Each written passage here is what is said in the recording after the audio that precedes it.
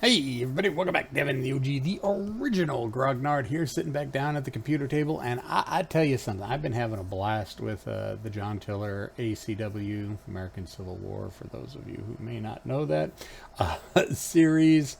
I've been playing a lot of it online, offline. Well, not so much online, but a bunch of it offline.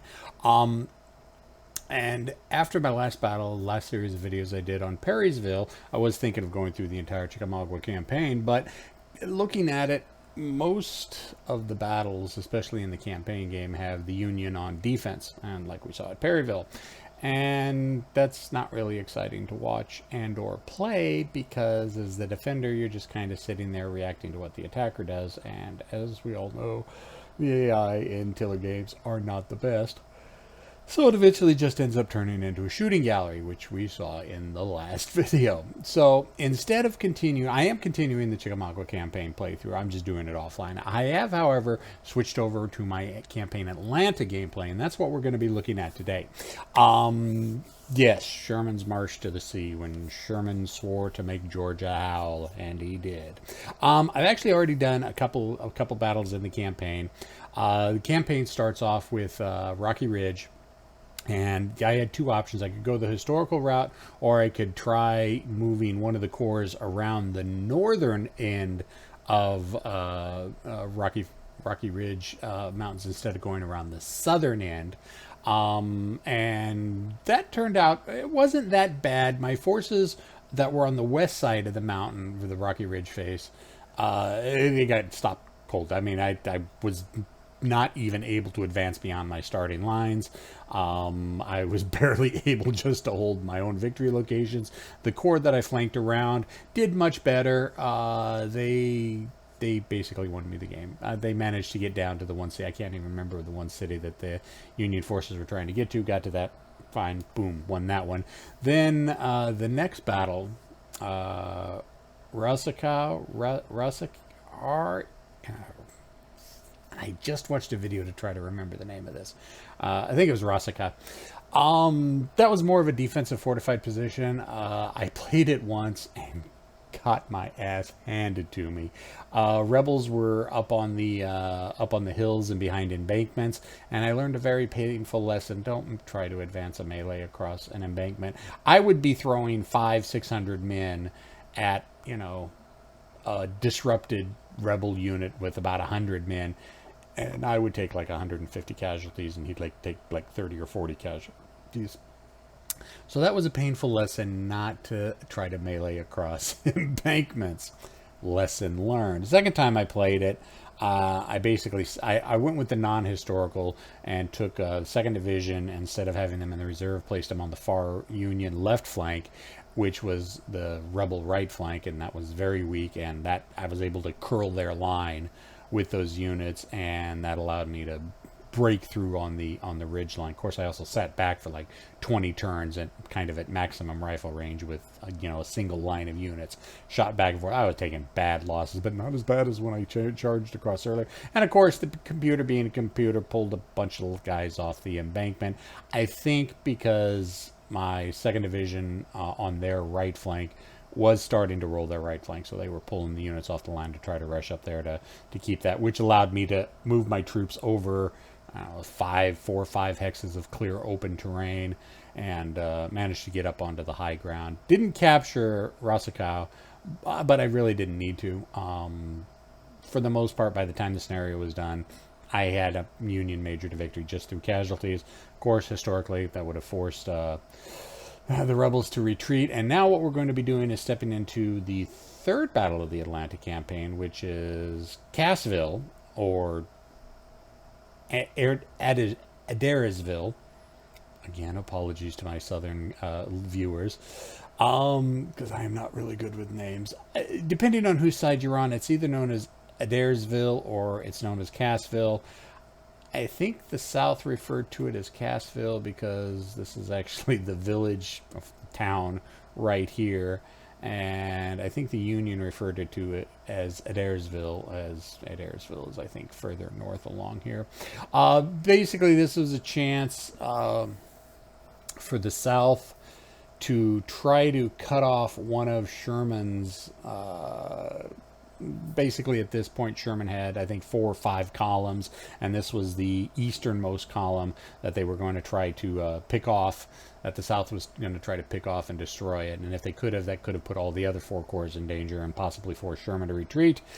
Historically, Union cavalry appeared, and Johnston decided not to press the attack. I think it was Johnston decided not to press the attack and pulled back. So it could have been a big victory for the Confederates, but we'll never know because it didn't happen. But here, replaying the game, we're going to see what happened. On this one, again, for most campaign games, you get 2 options, the historical and a hypothetical.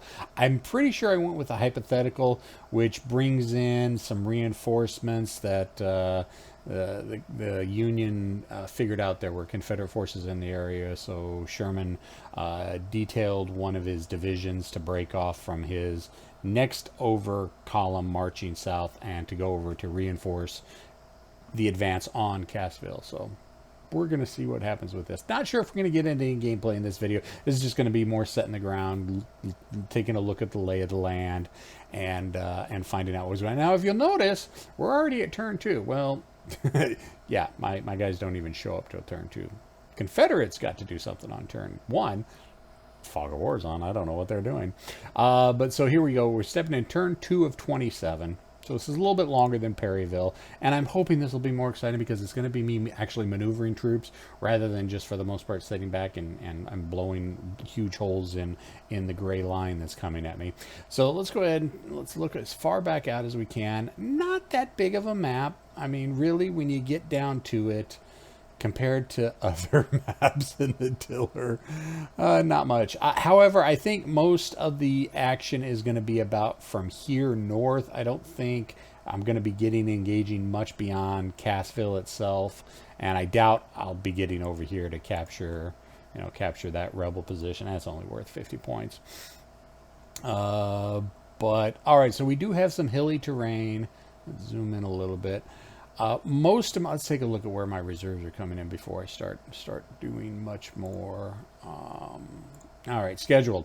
Lots of units scheduled all the way up until 3 o'clock in the afternoon, and I believe it's 8 o'clock right now. It's 8:20 a.m. right now, so I'm going to be getting reinforcements for the next 5-6 hours. No, 8 hours. Yeah, so lots of troops coming in. And just a quick look. I basically have 3 entry points: 13-0, 68-10, and 0-9. So let's take a look at where those are. 13-0, and of course you double click on it, you get an actual look at what all is coming on. So that's 3rd Division, which consists of basically Riley's 1st Brigade. They're going to be coming on right here. And basically they're going to be marching straight down the road, securing. I don't even know why I have these as victory points yet. I haven't gotten there yet, so I don't know why I have them as mine. But hey, whatever. So basically those guys, and there's a few. Let's see. There's another regiment,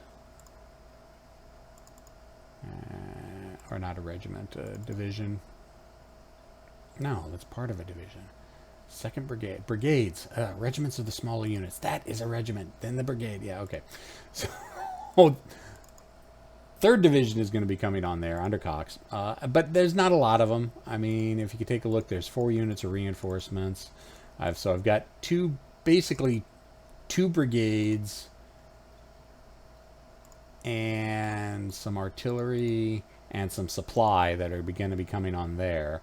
Then 6810, again, very, very few units coming on 6810. But, as you can tell, that's a light cavalry. Well, yeah, it's the cavalry corps. 1st Division under McCook's cavalry corps. And let's see, 6810, more cavalry under LaGrange. And then an independent artillery battery attached to the cavalry. They're going to be coming in from over here. Well, so maybe I will get over here. I may be able to get over here to capture this.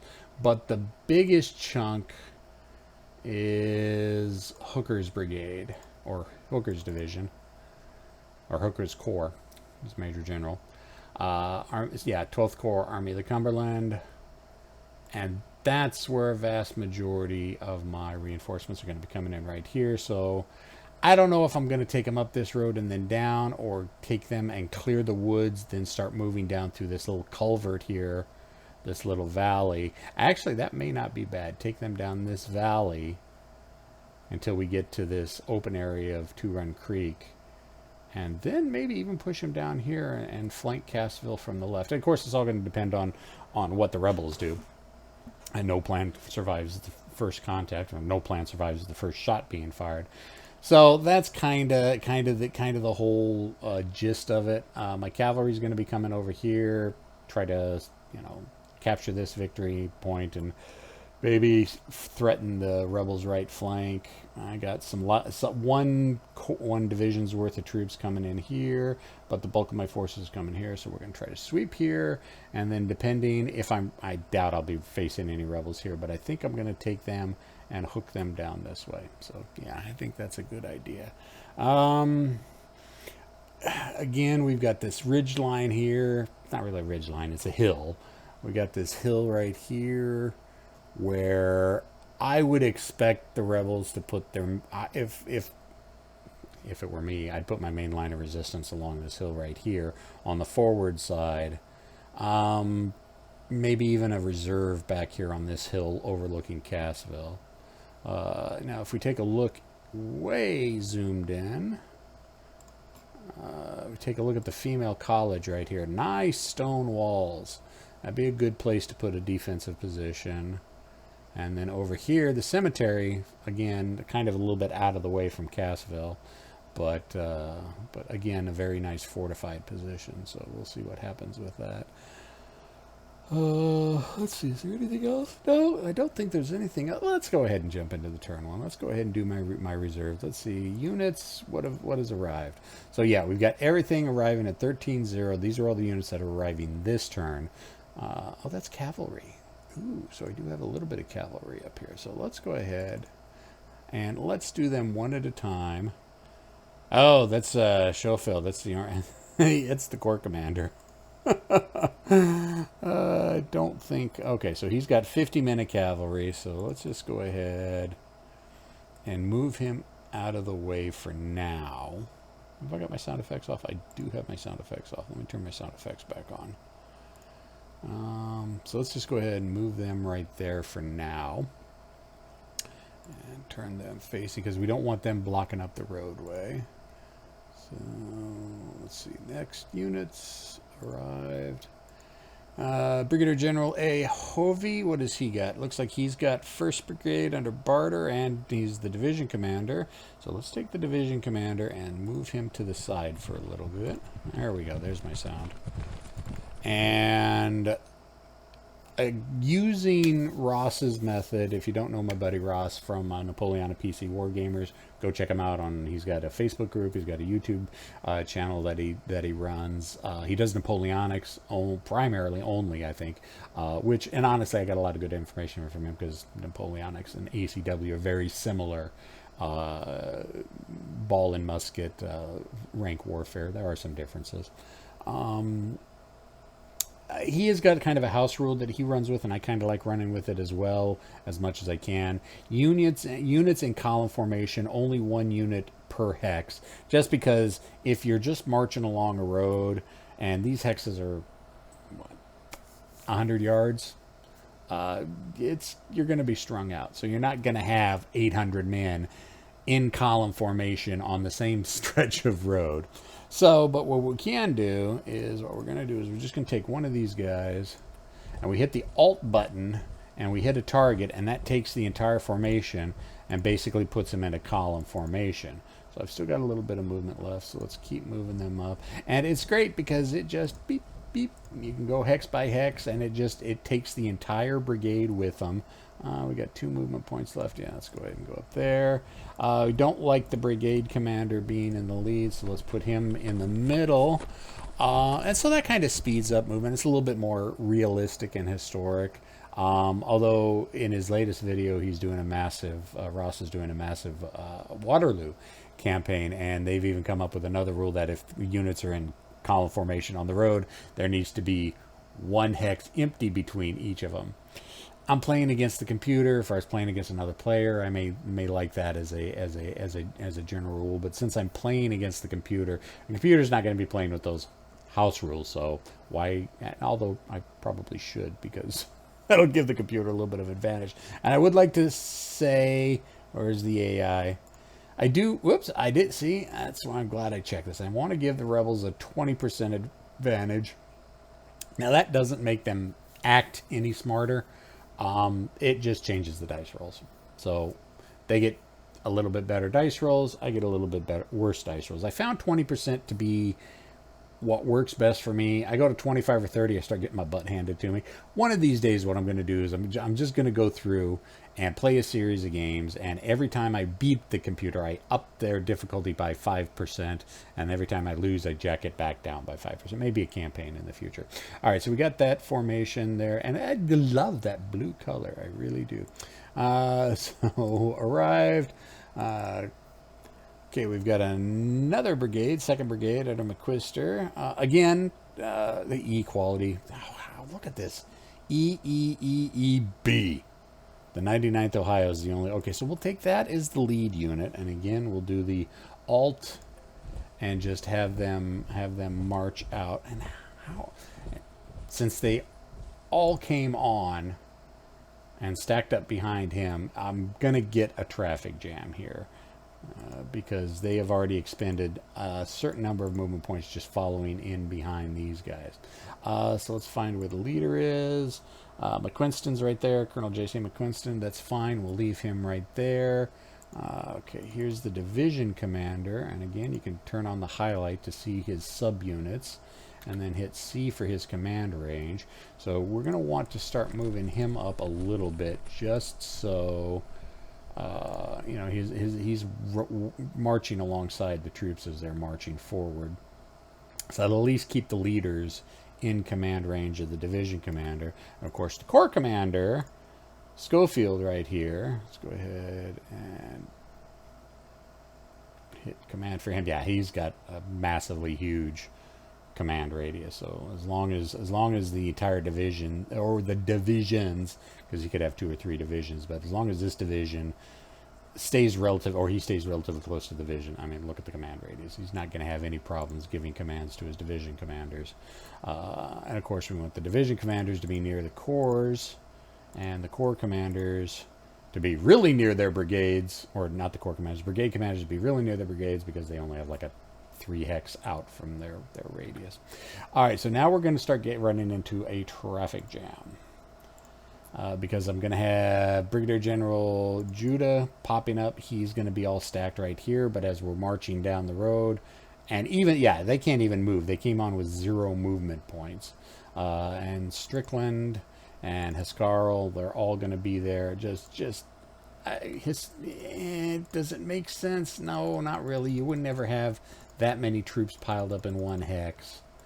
But, I mean, it represents the troops that are extended off the board to the north, and basically, since I am implementing the 1 brigade or 1 regiment per hex in column formation on roads, it's going to take me a while to get them all sorted and sussed out. But you know, there's a bunch of troops there. It's the better part of the 2nd Division. Second Division, yeah, under Judah, who's right, or Schofield, and Judah's right there, yeah. Oh no, that's Hovey. So where the hell? 1st Division. Oh, I've got 1st and 2nd Division troops in here. 2nd Division. Yeah, I've got 1st and 2nd Division. Okay, so I've got 2 divisions here under Hovey. No, he's 1st Division. So who's 2nd Division? 2nd Division is Judah, and both of them are under 14th Corps. Is it 14th Corps? No. 23rd Corps. Yes, I know, trying to keep track of all these divisions and corps and everything else. Well, that was actually a quick turn, so let's go ahead and hit this. I don't think I'm going to be running anything, so I won't turn the camera off for this, because it probably will be a first turn, because it's all going to be the computer. Actually, you know what? I will turn it off real quick. I'll be right back.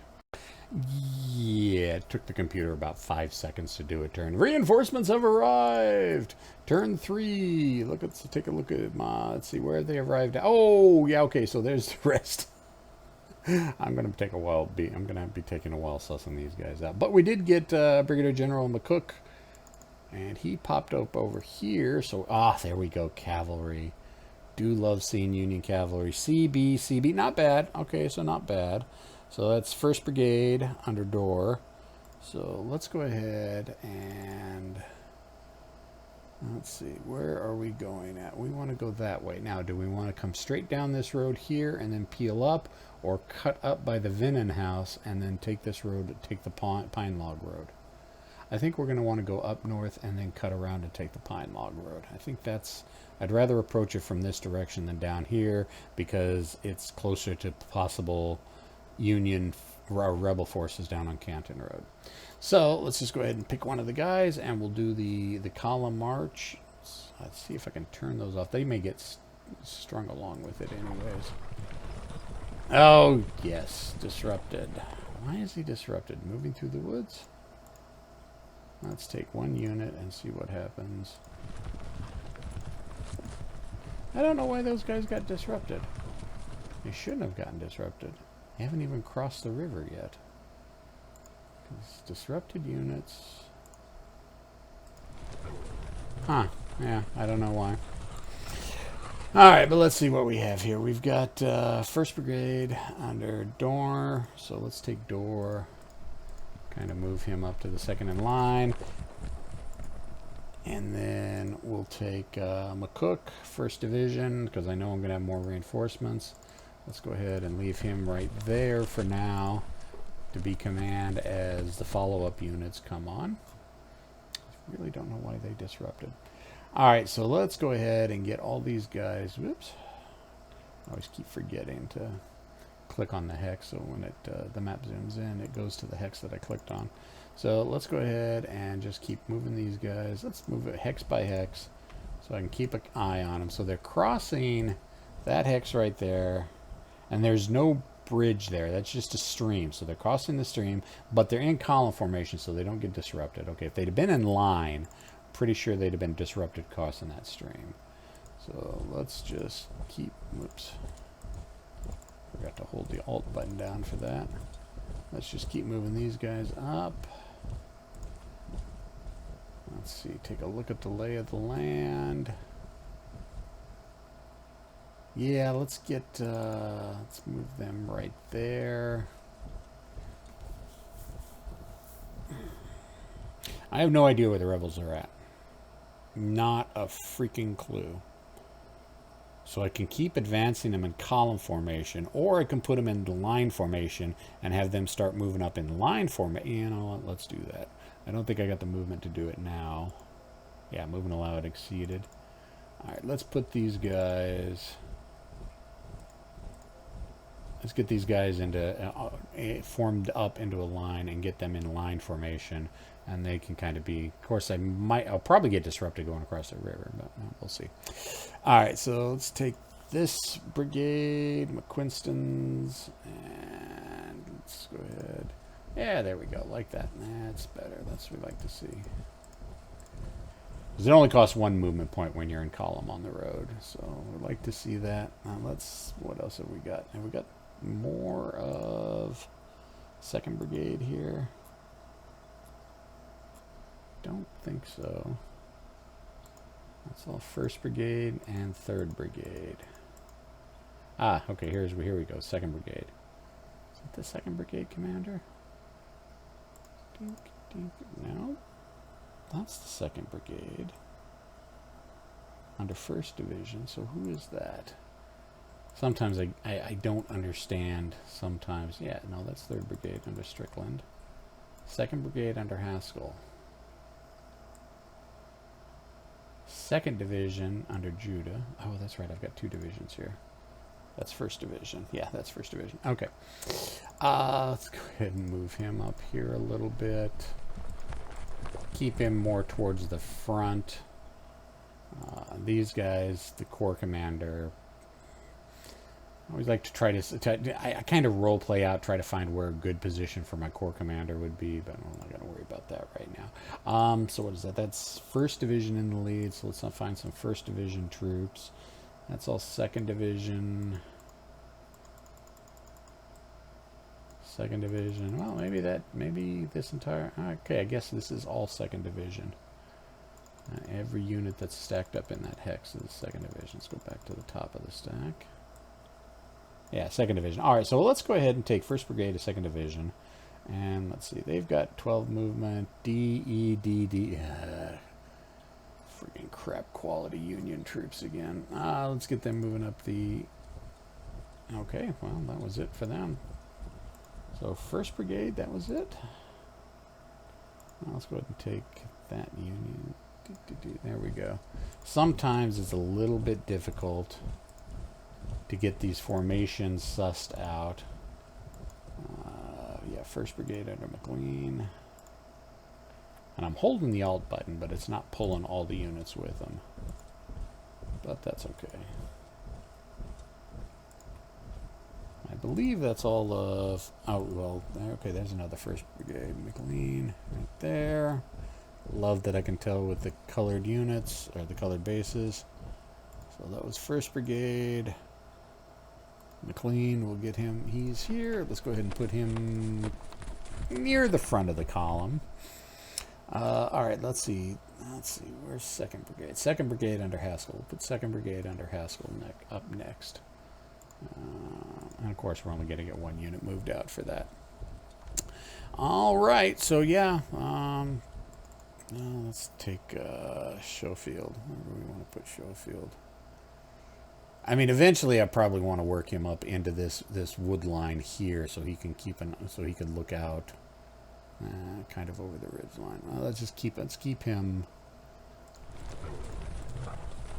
riding along the column, giving words of encouragement, talking to his men, you know, that kind of thing. There we go. All right, so that's basically turn 3, turn 4. Well, yeah, it's the 2nd turn that I got to play with. Surprised I haven't seen any rebel troops yet. Maybe they're all more back here yet. But yeah, I was expecting more to see some rebel troops along this hill line right here. So we'll go ahead and call it here and call it good for now. I just realized I'm wearing a bad shirt. I don't like wearing my sleep shirts. It's basically a sleep shirt. Sorry. Questions, comments, concerns, complaints, criticisms in the comment section. I'll see everybody later. See ya. Push the button.